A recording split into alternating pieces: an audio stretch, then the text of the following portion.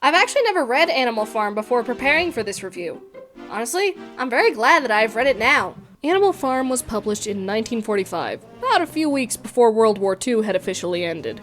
It took George Orwell a really long time to write this book. Originally, this book was called Animal Farm, a fairy story. The subtitle was later dropped, probably because of the depressing nature of the story itself compared to other fairy stories. I think the subtitle should have stayed, since not all fairy stories have happy endings. I'm sure most of you know this after looking up how most fairy tales were originally told. Not all of them ended happily ever after. Like 1984, Animal Farm has also been referenced in a lot of media. You might have heard of it through school as well. It's likely you've also heard the phrase, 4 legs good, 2 legs bad. Or this phrase, all animals are equal, but some animals are more equal than others. The story begins on Manor Farm, which is run by Mr. Jones, a man who neglects his animals and spends most of his time drinking. An old boar by the name of Old Major summons the animals together and mentions his dream of a world where animals are never bothered by mankind. The animals would live free of man. Old Major says a rebellion against man is coming, and teaches them a revolutionary song to sing called Beasts of England. He also leaves behind the 7 commandments of animalism. After Old Major dies, 2 pigs named Snowball and Napoleon take the leadership position. Now, the pigs aren't technically the leaders in this case. They're just the smartest out of all the animals on the farm, which is why the other animals tend to listen to them above all the rest. With the guidance of the pigs, the animals overthrow Mr. Jones and take over the farm, which is now renamed to Animal Farm. The commandments are painted on the barn wall. Snowball teaches the animals to read and write, while Napoleon educates young puppies about their new ways. Everyone learns to work together, and the farm prospers, although it did take a while for everyone to learn how to use the farming tools, while the pigs picked it up easily.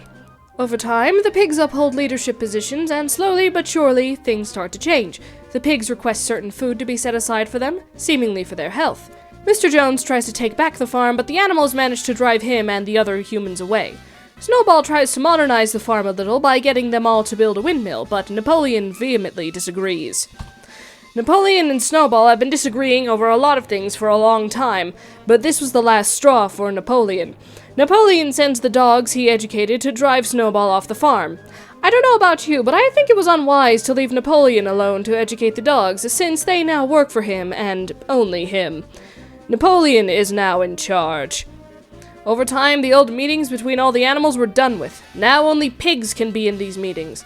Well, at least now Napoleon has decided the windmill is a good idea, and takes credit for it. The animals work hard on the windmill, but then it is destroyed after a violent storm. Napoleon claims that Snowball sabotaged the building of the windmill. Slowly over time, Napoleon and the other pigs blame Snowball for every misfortune that seems to befall them, and the other animals soon follow suit. However, it seems Napoleon believes that other animals are working with Snowball to overthrow him, and kills any animals who confess to working with Snowball. Even when the animals start to recall Snowball fighting for them bravely, Napoleon twists the story, saying that Snowball was actually working with Mr. Jones and the other humans. Eventually, the tune Beasts of England is no longer allowed to be sung, since it is the song of the rebellion, and the pigs slowly begin to adopt the lifestyle of men. How did they get around this?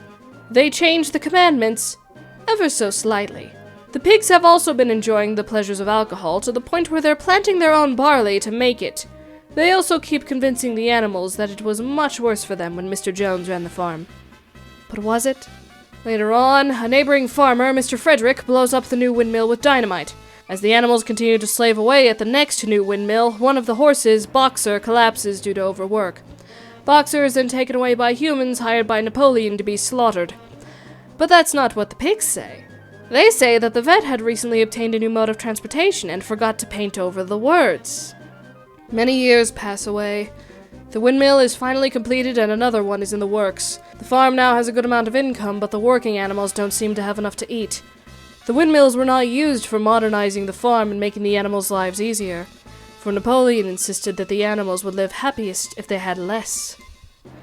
At this point, many of the animals from the rebellion were dead, and Mr. Jones had died as well. The pigs are now even more like humans, to the point where they walk on 2 legs and carry whips. The commandments have now been shortened down to one phrase.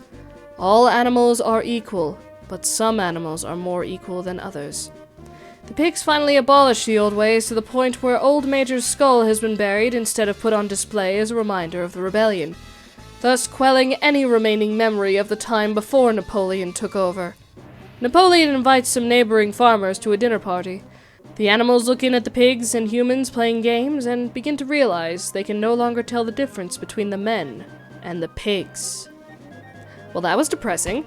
Let me start with the big theme that you probably saw as well. This kind of government that takes away your freedom doesn't happen overnight. It happens slowly over time. Napoleon had to slowly build his way up and pick the perfect time to strike. He even had a lot of the animals on his side already before he drove out Snowball. Also, many of the other animals weren't smart enough to realize that the commandments were being changed.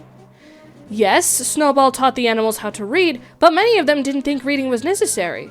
Some of them were only content with learning a few letters. The only way they could read the commandments were through the pigs or through Benjamin and Muriel, the two donkeys who were also pretty smart. The pigs were even caught changing the commandments, but the animals couldn't do anything about it through fear of Napoleon and his dogs. Besides, I'm sure the pigs had a great lie prepared in case they were caught. All of these reasons and many others were why the animals didn't stop this madness before it was too late. Now, we the readers knew what Napoleon was doing, and what the pigs were starting the minute they said they needed specific food set aside for their health. Also, the fact that Napoleon and Snowball were disagreeing, and Napoleon was in charge of educating the puppies. In isolation. We knew what was going on, but the animals didn't. And like with 1984, I'm sure you too can see the big neon sign of, "Do not let your government become like this." Actually, let me rephrase that. It's probably more like, point out these problems before it's too late. Again, this kind of thing does not happen overnight. I hope you understand that. A lot of the methods that Napoleon used are actual methods to change history. For example, when some of the animals started to call out some of the lies that Napoleon is declaring, they're asked, "Is it written down?" One phrase that stood out the most to me was, "Napoleon would be only too happy to let you make your decisions for yourselves, but sometimes you might make the wrong decisions." He's basically saying that sure, you can make decisions, but you'll likely make the wrong decisions, which is why you can't make your own decisions anymore. No one wants to live a life like that. Now let's talk about the difference between Snowball and Napoleon. Napoleon clearly wanted power and probably experienced a little bit of the joys of human life, which led him to his desire for power. Snowball actually wanted to help the animals toward a better life. He wanted to modernize the farm so that they had electrical heating and cooling in the stalls. The farmhouse was originally only meant to be a museum of life before the rebellion, but after Snowball was gone, Napoleon and the other pigs moved right in. Snowball even said there would be a 3-day work week once everything was done. But with Napoleon's reign, all of that was gone. Even the promised retirement for animals who could no longer work was gone. Slowly, the farm became just like any other farm, but now with pigs calling the shots instead of humans. In the end, they became the very thing they swore to destroy. I strongly recommend reading this novella. It's much shorter than 1984 and has a simpler writing style that's easier to pick up.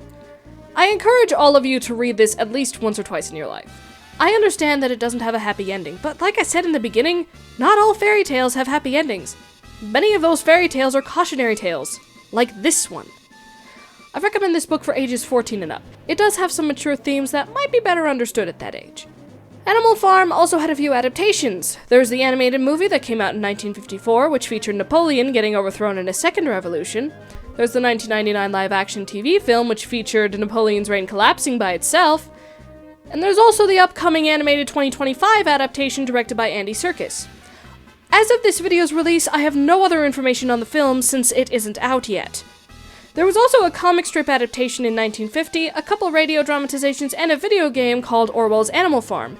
This game was actually released in late 2020. It's a text-based game, kind of like a visual novel where your choices matter. It does have multiple endings if you're curious. I haven't played it myself, but it looks kinda interesting. I don't think I'll play it on the channel though. I'm pretty sure I wouldn't get the best ending. I never had to read this in high school, and I honestly wish I did. I hope every single one of you gets a chance to read this and understand the message behind it and why George Orwell wrote it in the first place. Have a great day, everyone. Happy reading!